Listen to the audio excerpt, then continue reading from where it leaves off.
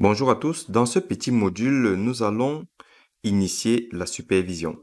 Alors, pour ce faire, nous allons utiliser la procédure officielle. Donc, ça sera cette partie-là. Donc, première des choses, on nous dit, depuis l'interface web, rendez-vous dans le menu configuration collecteur, sélectionnez le collecteur central dans la liste et cliquez sur exporter la configuration. Donc, on vient dessus. Alors, configuration, collecteur, on sélectionne le collecteur ici et ensuite on fait exporter la configuration. Ensuite, vous venez sur toujours la procédure ici.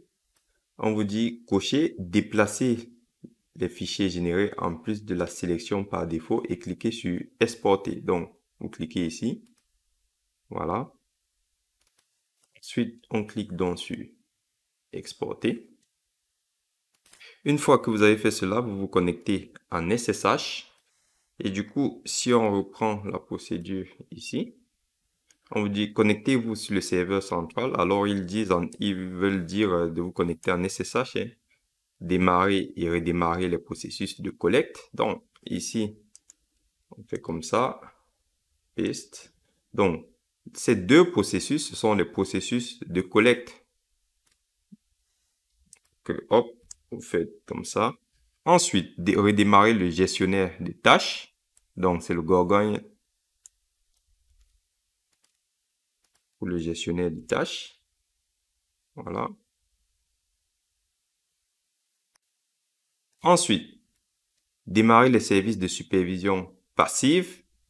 Alors, la supervision passive, c'est quand c'est le serveur qui va aller récupérer les données sur une... Non, pardon, c'est quand la machine cliente, donc l'autre qu'on supervise, va envoyer les données au serveur.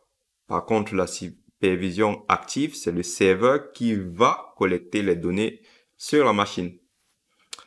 Voilà, donc je fais activer. Ensuite, si vous voulez superviser ce serveur même, donc le nôtre, il faut activer le SNMP, protocole SNMP. Donc voilà, il active. Il faut bien sûr superviser aussi notre serveur, hein.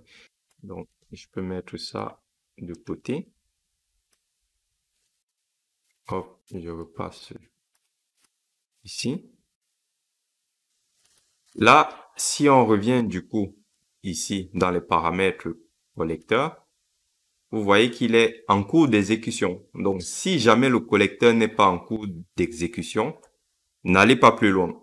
Faites tout pour que ça fonctionne. Voilà.